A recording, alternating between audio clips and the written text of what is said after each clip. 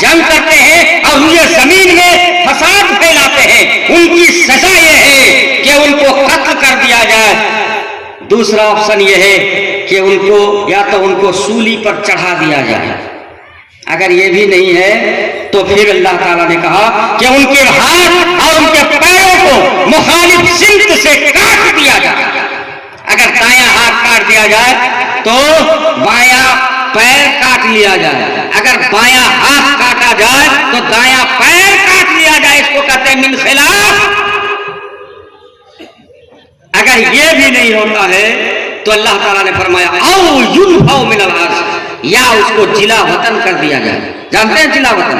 سماج میں چونکہ یہ فتنہ اور فساد پھیلاتے ہیں، سماج میں یہ رہ کر کے لوگوں کو بگاڑتے ہیں، لوگوں کے عقائد کو خراب کرتے ہیں، لوگوں کے ایمان کو مجروح کرتے ہیں، تو ایسے لوگوں کی سزا یہ ہے کہ اس کو شنکر پور پرمانند پور میں نہ رکھا جائے، بلکہ اس کو یہاں سے کم سے کم پٹنہ بھیج دیا جائے، دلی بھیج دیا جائے۔ اس کو یہاں رہنے کی کوئی جگہ نہیں ہے، کوئی گنجائش نہیں ہے۔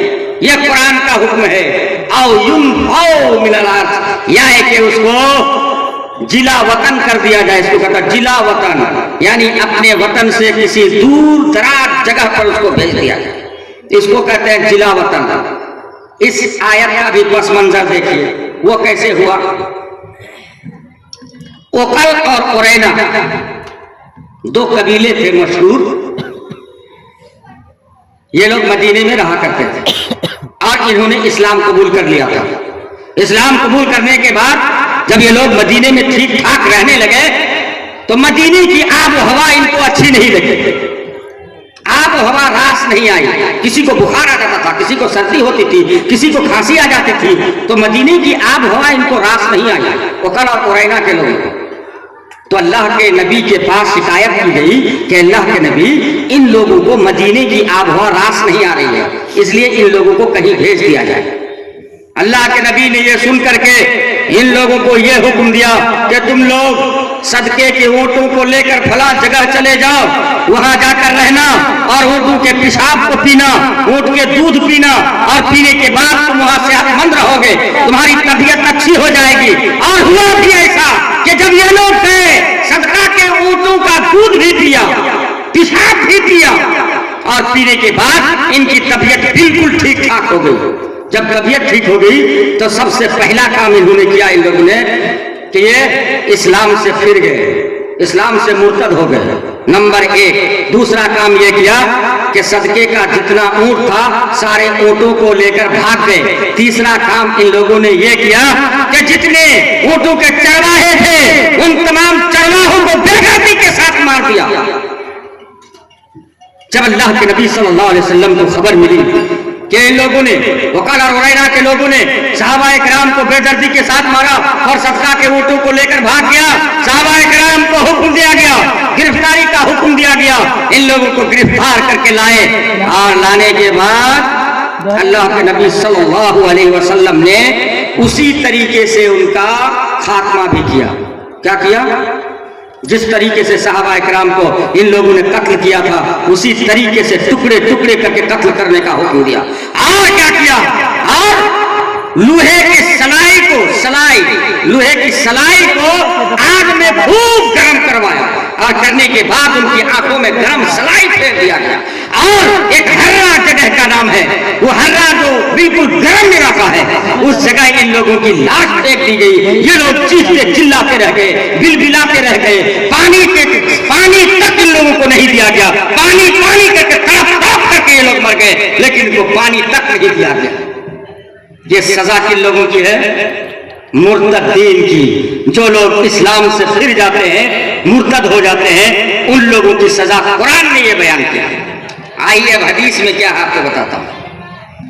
من بدل دینہ فاقتلوہ، اللہ کے نبی فرماتے ہیں، صحیح حدیث ہے کہ جس شخص نے اپنے دین کو تبدیل کر لیا، اسلام کو چھوڑ دیا، اسلام کو چھوڑنے کے بعد کفر اور شرک کو اپنا لیا، کفر کے میدان میں چلا گیا، ایسا انسان مرتد ہوا کرتا ہے۔ جس نے بدل لیا، اللہ کے نبی نے فرمایا کہ فاقتلوہ، ان لوگوں کو کیا کرو؟ قتل کر ڈالا۔ لیکن اس میں ذرا سی شرائط ہیں، ذرا تفصیلات ہیں۔ تفصیلات یہ ہیں کہ جن لوگوں نے ایسا کام انجام دیا ہے سب سے پہلے ان کے پاس سمجھدار لوگ علماء حضرات ان کے پاس جائیں، ان کو کتاب و سنت کے ذریعے سے سمجھائیں، توبہ کی دعوت دیں۔ اگر وہ توبہ کی دعوت دینے کے بعد اگر وہ توبہ کر لیتے ہیں تو پھر اس کی جان، اس کا مال، سب کچھ معاف۔ لیکن اگر توبہ نہیں کرتا ہے تو پھر اس کا جتنا مال ہے اس کے مال کو بھی قبضہ کر لیا جائے، یا تو اس کو قید خانے میں ڈال دیا جائے گا اور پھر اس کو مار دیا جائے گا۔ اگر عورت نے، کچھ لوگ کہتے ہیں کہ اگر عورت مرتد ہوئی ہے، دین اسلام کو چھوڑا ہے اور کفر کو اخذ کر لیا ہے، تو بہت سارے لوگوں نے کہا کہ ایسی عورتوں کو قتل نہ کر کے جیل میں قید خانے میں ڈال دیا جائے۔ یہ کس نے کہا؟ یہ نبی کریم صلی اللہ علیہ وسلم نے فرمایا، من بدل دینہ فاقتلوہ، جس شخص نے دین کو بدل لیا، اسلام کو چھوڑ کر دوسرے دین کو اور مذہب کو پکڑ لیا، آپ نے فرمایا فاقتلوہ، ایسے لوگوں کو مار ڈالو۔ اے نوجوانوں، آئیے بیٹھ جائیے بیٹھ جائیے۔ ارے آپ ہی لوگوں کے بارے میں تو باتیں کریں گے، ابھی باقی ہے۔ مقرر کو لے آئے کیا؟ دیکھیے چڑھے رہتے ہیں منہ، بتائیے ہو ابھی تو جوش چڑھ رہا۔ آئیے نوجوان، ارے بیٹھ جاؤ بھائی بیٹھ جاؤ، ابھی بتاتا ہوں جھارکھنڈی کی تقریر، سب بیٹھ جاؤ۔ جھارکھنڈی بابا کی تقریر سنے ہو؟ سارے نوجوان سنتے رہتے ہیں، آؤ سناتا ہوں۔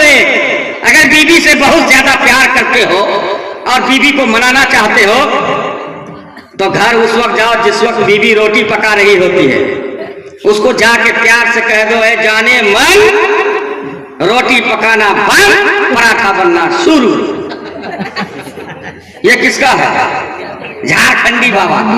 موبائل میں نوجوان خوب سنتے رہتے ہیں، اچھا بھی لگتا سن، میں بھی سنتا ہوں، بہت اچھا لگتا، باتیں بڑی اچھی کرتا ہے وہ، بڑے سماجی باتیں کرتا ہے، بالکل سماجی باتیں، کہ ساس کو زندگی میں کبھی ایک لال چائے نہیں پلایا بہوؤں نے، اور جب ساس مرنے لگی تو سب بہو آ گئی، مائیں تھوڑا سا شربت پی لو، تھوڑا سا دودھ پی لو، ادھر سے ایک چمچ وہ بہو دے رہی ہے، ایک چمچ وہ دے رہی ہے، چمچ دو، چمچ لو، چمچ دو، چمچ دو، اتنے میں بڑھیا کا گلے میں پھنس گیا، بڑھیا چلے۔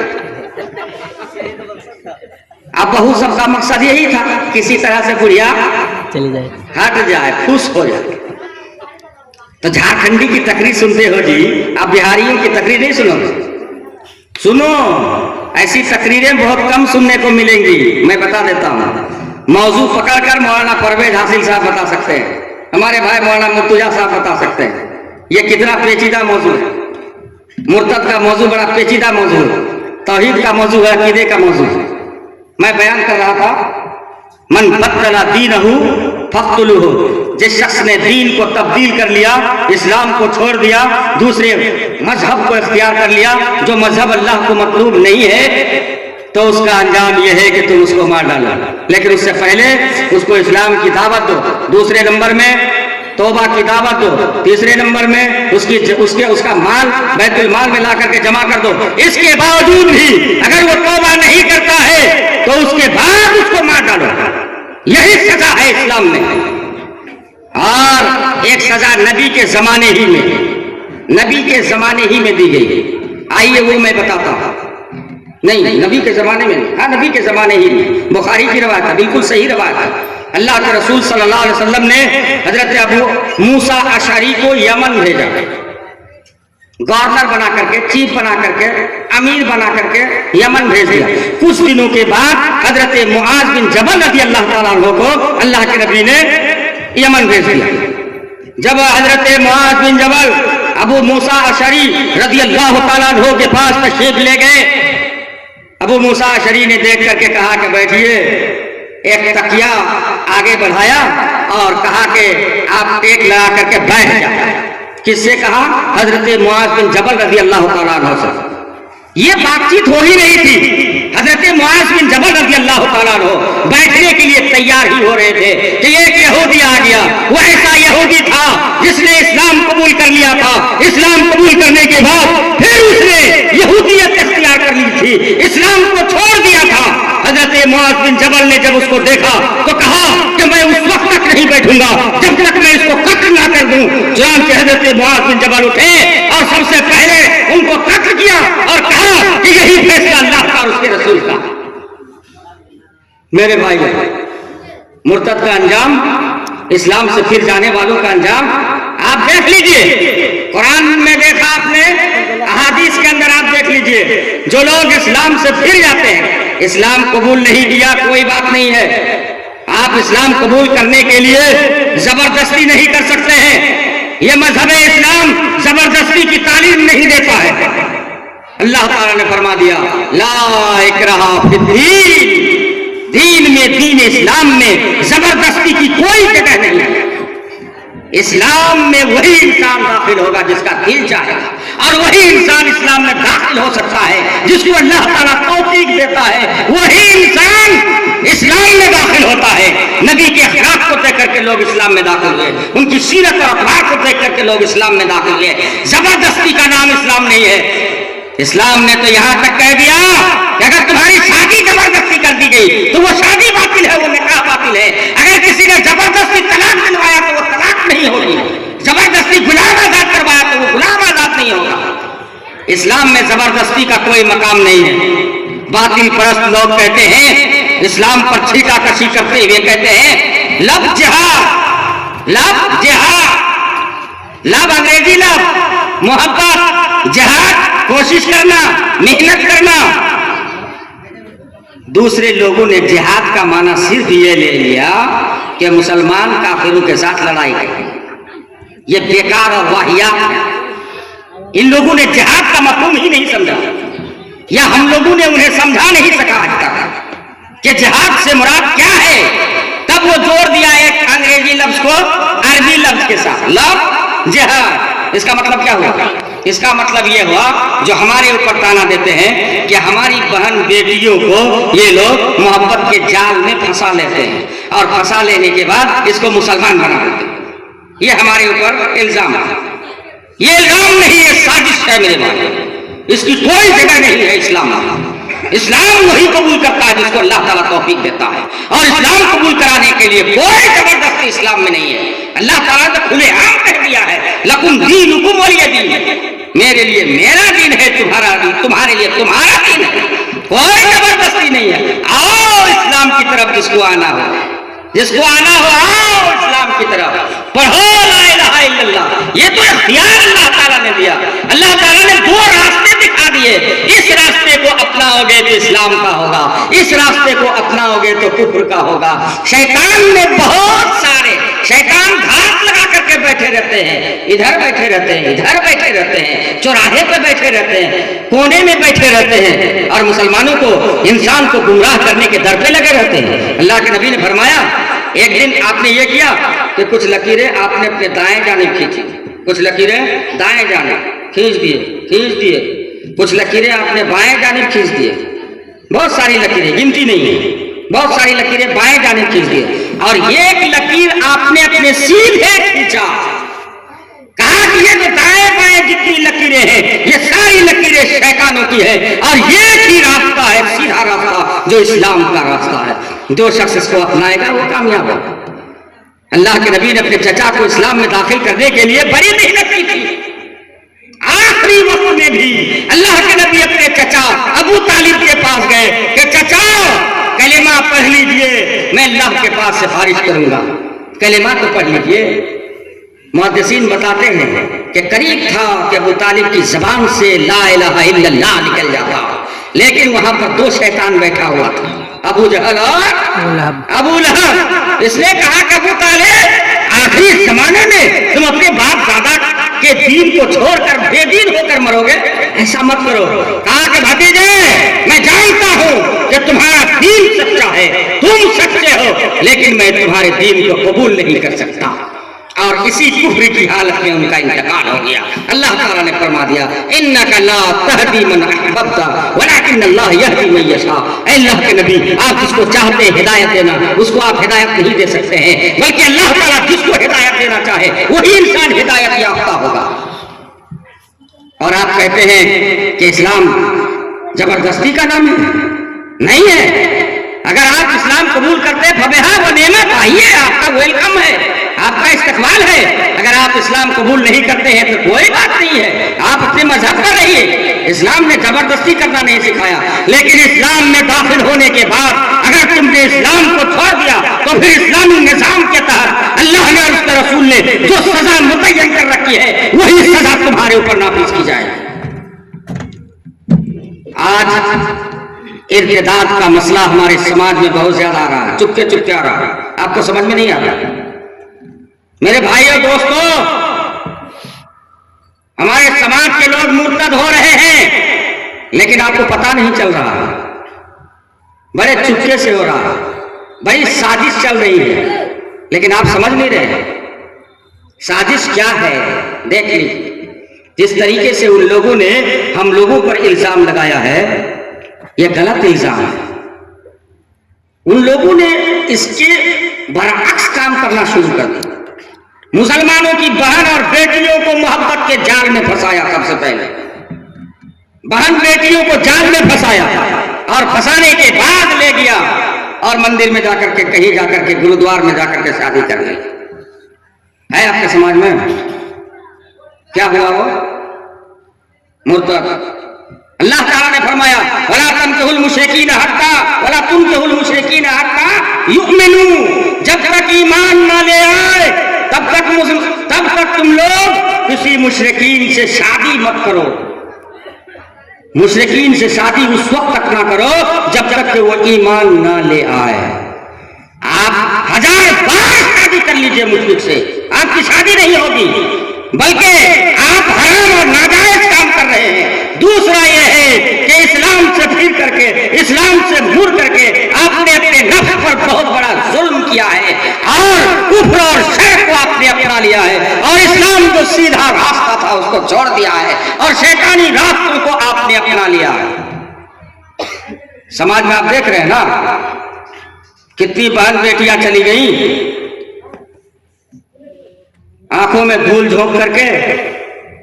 हम लोग समझते हैं कि वो मुर्तद नहीं है, लेकिन असली मुर्तद वही है, असली मुर्तद वही है। आज के जमाने में अगर ये सब मुर्तद नहीं है तो फिर कौन मुर्तद होगा?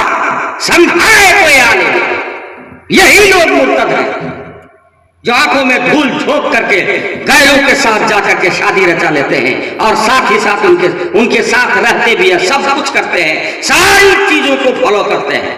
वो मुर्तद नहीं है तो और कौन मुर्तद है? उसकी सजा तो मैंने आपको बता दी और नहीं बताऊंगा। जहां इस्लामी निजाम नाफिज है वहां पर ये होता है, वहां पर वो होता है।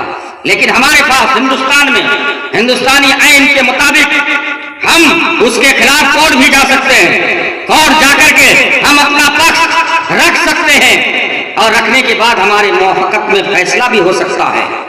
लेकिन उसके लिए एक शर्त है कि जब उसके वालिदैन आपका साथ दें। अगर वालिदैन साथ ना दें तो ऐसा मुमकिन नहीं है, मुमकिन ही नहीं है। हमने देख लिया है कि मुर्तद भी हो गया और उसके वालिदैन, उसका बाप, उसकी मां उसी पर डटा हुआ है। मुस्लिम समाज को मौका नहीं मिला अपना पक्ष रखने का और उसने सरे मजलिस कह दिया कि मैं जहां हूं ठीक हूं और अपनी मर्जी से दुनिया की कोई ताकत इसका पीछा नहीं कर सकती। मैं आपको बता देता हूं, कोई नहीं कर सकती। इसलिए सबसे पहला काम जरूरी यह है कि वालिदैन अपने बच्चों को पढ़ाएं, लिखाएं, दीनी तालीम से आरास्ता करें। अगर आपके बच्चों को आप दीनी तालीम नहीं दिलाएंगे तो आपके बच्चे मुर्तद होते रहेंगे, आपकी बच्चियां मुर्तद होती रहेंगी।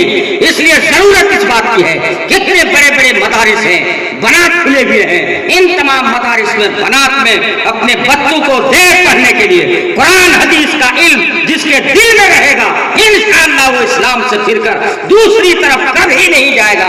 उसकी जान चली जाएगी लेकिन इस्लाम को वो कभी नहीं छोड़ेगा, वो शिर्क कभी नहीं करेगा। अगर आप ऐसा नहीं करते हैं तो मुर्तद होगा। वालिदैन के लिए जरूरी है सबसे पहला फरीजा कि अपने बच्चों को, बच्चियों को दीनी तालीम से आरास्ता करें। नहीं करेंगे तो मुर्तद होगा।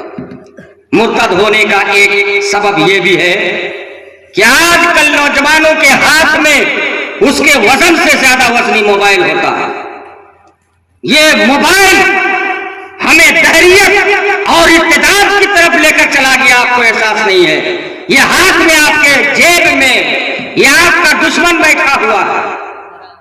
یہ موبائل ساری برائیوں کا آج جڑ ہے. ساری برائیاں اسی سے انجام دی جاتی ہیں. لڑکیوں سے ملاقات ہوتی ہے، نمبر لیا جاتا ہے، پروسیس میں آتے ہیں، بات ہونے لگتی ہے، پھر ملاقات کا دور شروع ہوتا ہے. کس سے ہوتا ہے؟ اسی موبائل سے. ملاقات کا دور شروع ہوتا ہے، ہوتے ہوتے ہوتے زنا اور جرم کا ارتکاب کرنے لگتا ہے، اور پھر اسلام کو چھوڑ کر کے رفو چکر ہو جاتا ہے. یہ جڑ کون سی ہے؟ یہ موبائل سب سے بڑی جڑ ہے. کنواری بیٹی آپ کے گھر میں ہے، اس کے پاس موبائل کی کیا ضرورت ہے؟ ہمیں بتائیں. ایسا بیکار گارجین کون ہے جس بیٹی کی انہوں نے شادی نہیں کرا سکا اور اپنی بیٹی کے ہاتھ میں موبائل تھما دیا کہ چکر چلاؤ، پیسے کماؤ اور پھر ارتداد کا نظام اپنا لو. کس نے کیا یہ سب؟ یہ چھوٹ کس نے دی؟ والدین نے دی، گارجین نے دی. اگر گارجین آج رسی کو ڈھیل نہیں دیتے تو ہمارے نوجوان لڑکے اور لڑکیاں اس طریقے سے بیکار نہیں ہو جاتی اور اسلام کو چھوڑ کر کے دوسرے مذاہب کو اختیار نہیں کرتے. یہ بہت بڑا سبب ہے اور چیلنج ہے آج کے زمانے میں. موبائل آپ کیوں دیتے ہیں؟ وعدہ کریں کہ ہم اپنے بچی کے ہاتھ میں موبائل نہیں دیں گے. جو نوجوان بچی ہے اور جس کی شادی نہیں ہے اس کو موبائل نہیں دیں گے. ہمارے نوجوان بھائی بہت سارے ہیں، لیکن یہ واقعہ ہم کو دکھائی نہیں دیا. الحمدللہ ہمارے نوجوان اگرچہ نماز میں کمزور ہیں، روزے میں کمزور ہیں، کماتے ہیں، کھاتے ہیں، چوری بھی نہیں کرتے، لیکن اس طرح کا کام نہیں ہو پاتا ہے کہ ارتداد کو اپنا لے. بہت سارے نوجوان باہر پڑے رہتے ہیں، کام کرتے رہتے، سالوں سال کام کرتے رہتے ہیں، لیکن یہ بھی واقعہ ایسا سنا نہیں گیا کہ وہ اسلام کو اس نے چھوڑ دیا، دوسرے مذہب کو اختیار کر لیا. سنا گیا تو کس کے بارے میں؟ آپ کی بچیوں کے بارے میں.